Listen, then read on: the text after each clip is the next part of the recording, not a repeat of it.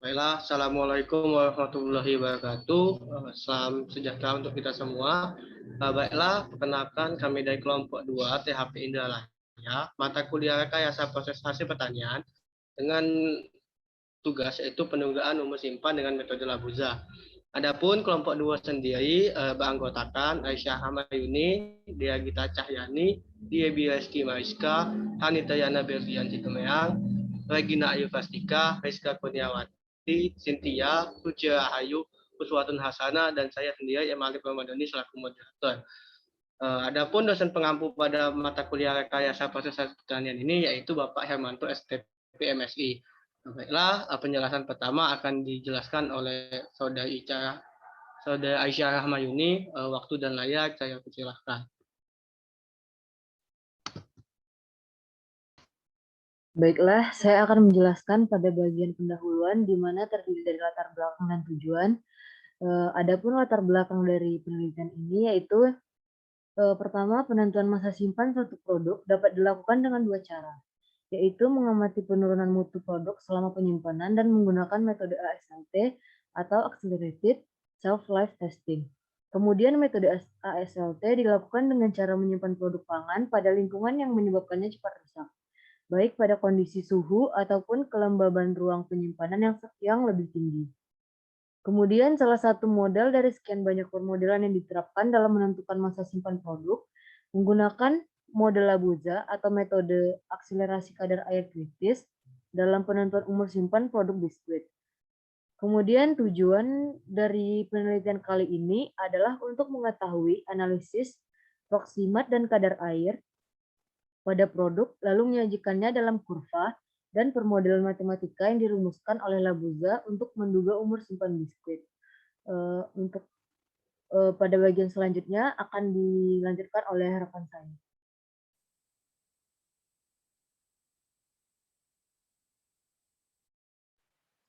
Baiklah, selanjutnya untuk metode penelitian. Penelitian ini dilakukan dengan metode non-eksperimen, yaitu tidak ada perlakuan baru yang dicobakan pada sampel. Peneliti hanya melakukan analisis proksimat dan kadar air pada produk, lalu menyajikannya dalam kurva dan permodelan matematika yang dirumuskan oleh Labuza untuk menduga umur simpan biskuit. Next. Kemudian untuk prosedur penelitian, untuk tahap 1, yang pertama itu ada pembuatan tepung ikan gabus yang merujuk pada jurnal Musdalifah Umar tahun 2013. Kemudian yang kedua itu ada pembuatan biskuit mengacu di jurnal Musdalifah tahun 2013. Kemudian yang ketiga ada pengemasan biskuit, yang keempat ada analisis proksimat biskuit, dan yang kelima itu ada survei penentuan parameter utama kerusakan biskuit. Selanjutnya akan dilanjutkan oleh rekan saya.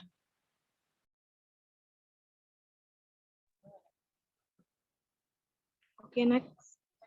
Baiklah, jadi untuk yang kedua itu prosedur penelitian tahap 2 itu terdapat beberapa tahapan.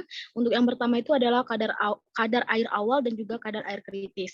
Di mana kadar air awal ini lebih dikenal dengan MI dan kadar air kritis itu dikenal dengan MC.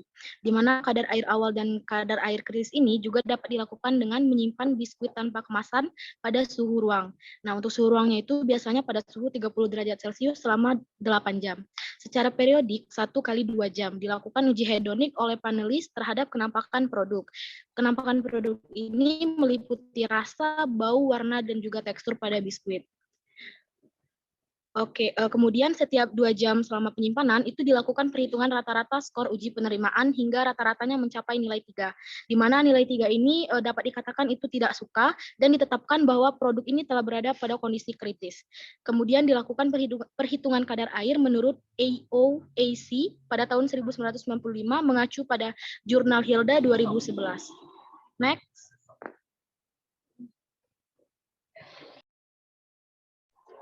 Untuk yang kedua itu, tahap 2 bagian kedua itu kadar air kesetimbangan atau ME, di mana terdapat beberapa langkah. Yang pertama itu adalah desikator modifikasi toples kaca ini dapat diberi penyangga pada bagian tengah. Kemudian diisi dengan larutan garam jenuh berupa MgCl2, K2CO3, NaNO3, dan NaCl serta KCl sebanyak 100 ml. Kemudian sampel tersebut sekitar 2-5 gram itu diambil dan diletakkan pada cawan porselin dan diletakkan pada cawan yang berisi sampel pada penyangga yang telah disediakan dalam desikator, di mana desikator ini telah diisi larutan garam jenuh. Kemudian desikator disimpan pada suhu ruang pada suhu 30 derajat lalu ditimbang secara periodik selama 24 jam hingga mengalami kenaikan atau penurunan bobot yang konstan. Mungkin itu saja dari saya, akan dilanjutkan oleh rekan saya.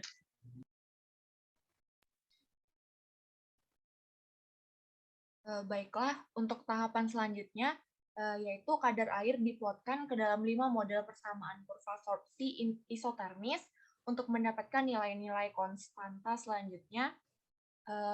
Kemudian dioperasikan dengan persamaan dan variabel yang sesuai untuk memperoleh kadar air kesetimbangan. Langkah selanjutnya ialah melakukan uji ketepatan model pada masing-masing model persamaan kurva sorpsi isotermis dengan menggunakan perhitungan MRD atau mean relative determination, yang mana rumusnya dapat kita lihat pada slide ini. Next.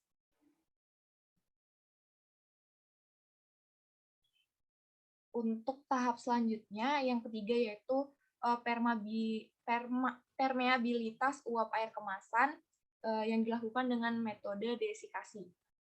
Untuk yang pertama yaitu silika gel dikeringkan pada suhu 200 derajat Celcius selama 1 jam, kemudian ditempatkan ke dalam satu cawan Petri yang terbuka. Selanjutnya bahan pengemas ditutupkan pada permukaan cawan Petri dan direkatkan dengan karet perekat. Selanjutnya, cawan Petri ditempatkan ruang jenuh uap air dengan kelembapan relatif mendekati 100%. Selanjutnya, cawan Petri ditimbang secara periodik, yaitu setiap jam, dan diakhiri selama 5 jam. Selanjutnya, data yang didapat dibuat dalam grafik hubungan peningkatan massa dengan waktu, dengan rumus P sama dengan 24 M dikali V per T dikali A. Selanjutnya akan dilanjutkan oleh rekan saya. Oke, selanjutnya masih di prosedur penelitian. Untuk tahap 2, yaitu pada langkah keempat, yaitu menghitung rasio perbandingan luas kemasan dan berat sampel kemasan, A per WS. Dengan cara hitung menggunakan persamaan A per WS, di mana A itu merupakan luas permukaan kemasan, dan WS itu merupakan berat sampel. Nah, untuk nilai A itu dihitung berdasarkan bentuk kemasan yang digunakan. Untuk rumus luas yang digunakan, itu A sama dengan A1 dikurangi A2. Untuk A2 adalah luas kerucut besar, dan untuk A1 adalah luas kerucut besar, dan A2 itu adalah luas kerucut kecil, karena bentuk silinder dan tidak simetris alas dan tutupnya. Untuk rumusnya dapat dilihat pada slide. Next.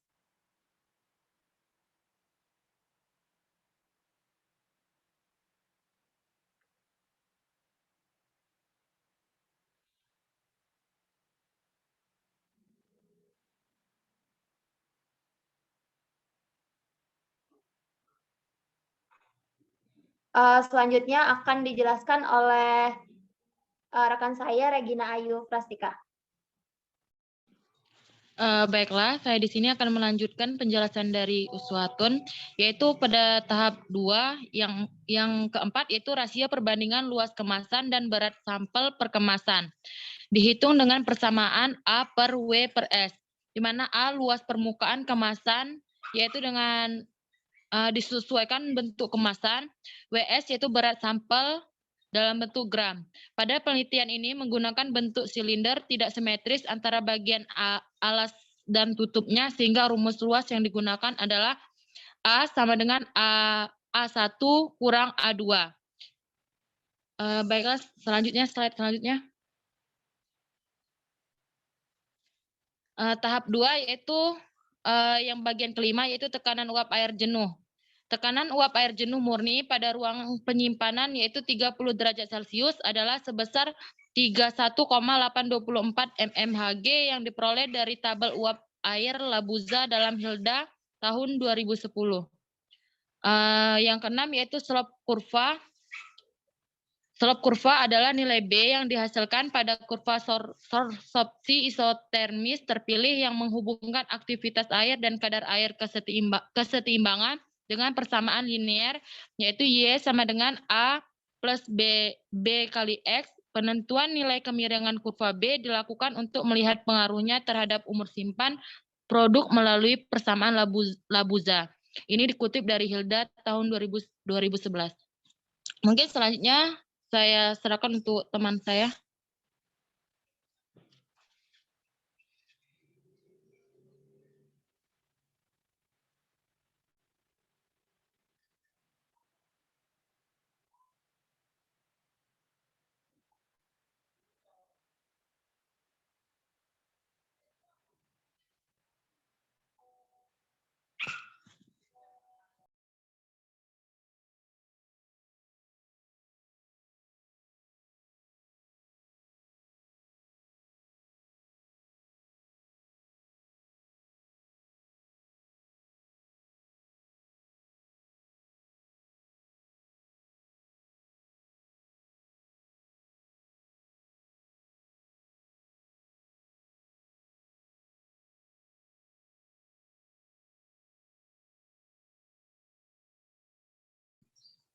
Baiklah, selanjutnya prosedur penelitian tahap 3, yaitu tahap 3 dilanjutkan dengan pendugaan umur simpan menggunakan persamaan Labuza sebagai berikut.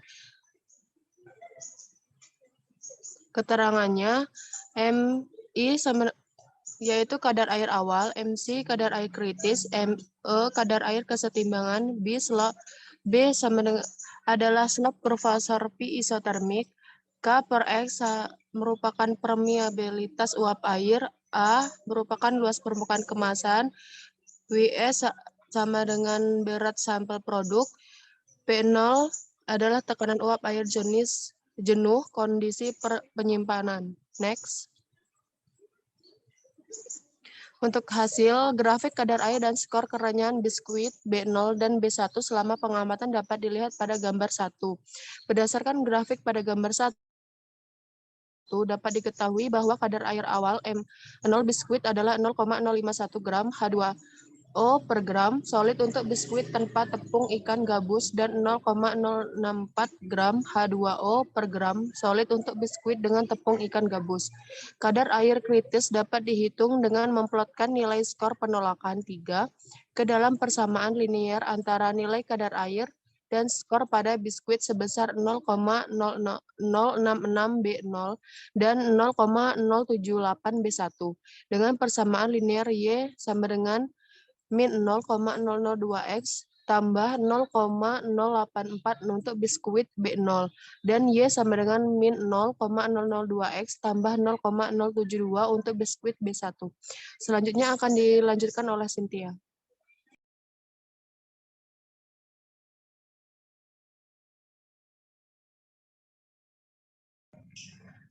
Baiklah, selanjutnya di sini saya akan melanjutkan pada bagian hasil, yang dimana kadar air kesetimbangan biskuit yang disimpan pada berbagai kelembapan, yaitu kisaran 32% hingga 84%, didapatkan bahwa nilai kadar air kesetimbangan diperoleh itu diplotkan ke dalam 5 model persamaan kurva sorpsi isotermis, yaitu ada Henderson, Corey, Oswin, Hasley, dan Chen-Clayton. Kemudian dilakukan evaluasi model, yaitu uji MRD, guna untuk mendapatkan salah satu model terpilih pada biskuit B0 dan B1. Next. Kemudian pada bagian pembahasan, berdasarkan model Labuza, umur simpan biskuit yang disimpan pada suhu kamar, yaitu suhu 30 derajat Celcius dengan RH atau kelembapan 90%, didapatkan bahwa umur simpan biskuit tersebut mencapai 8,14 bulan untuk biskuit tanpa substitusi tepung ikan gabus atau B0. Dan umur simpan untuk biskuit substitusi tepung ikan gabus atau B1 itu mencapai 17,54 bulan. Nah, perbedaan umur simpan ini dapat disebabkan karena perbedaan nilai kadar air yang terkandung pada biskuit, baik itu kadar air awal, kadar air kritis, dan kadar air kesetimbangan pada biskuit. Kemudian, perbedaan nilai kadar air ini dapat disebabkan oleh kandungan bahan yang berbeda pada kedua biskuit. Biskuit substitusi tepung ikan gabus mengandung unsur ikan gabus yang khas dengan protein plasmanya yang bersifat higroskopis, seperti ada albumin, sehingga menyebabkan biskuit substitusi tepung ikan gabus memiliki kadar air awal, kadar air kritis, dan kadar air kesetimbangan pada biskuit yang berbeda dengan biskuit tanpa substitusi tepung ikan gabus. Terutama dalam proses sorpsi isotermis, biskuit substitusi tepung ikan gabus cenderung memerlukan waktu yang lebih lama untuk mencapai kondisi seimbang daripada biskuit tanpa substitusi tepung ikan gabus. Biskuit substitusi tepung ikan gabus memiliki umur simpan yang lebih lama bila dibandingkan dengan biskuit tanpa substitusi tepung ikan gabus. Selanjutnya akan dijelaskan oleh rekan saya. Kesimpulan 1. Kerusakan mutu biskuit akibat penyerapan air tersebut ditandai oleh perubahan tekstur biskuit dari renyah menjadi tidak renyah atau lembek. 2. Umur simpan biskuit tanpa substitusi tepung ikan gabus yang disimpan pada suhu kamar atau 30 derajat Celcius dengan RH 90% mencapai 8,14 bulan. 3. Umur simpan biskuit substitusi tepung ikan gabus cenderung lebih lama yaitu 17,54 bulan. 4. Substitusi tepung ikan gabus mengandung unsur ikan gabus yang khas dengan protein plasmanya yang bersifat higroskopis. 5. Protein yang bersifat higroskopis yang lebih tinggi pada biskuit substitusi tepung ikan gabus dapat memperpanjang umur simpan biskuit menjadi lebih lama. Saya kembalikan ke moderator.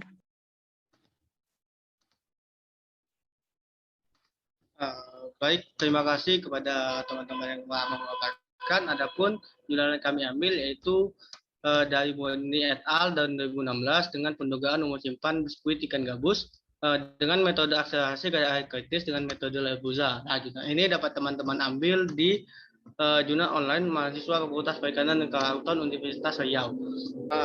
Baiklah, itu saja yang dapat kami sampaikan dari kelompok 2 THP Indralaya. Kurang lebihnya kami mohon maaf. Terima kasih kepada teman-teman yang menonton video ini. Billahi taufiq wal hidayah. Wassalamualaikum warahmatullahi wabarakatuh.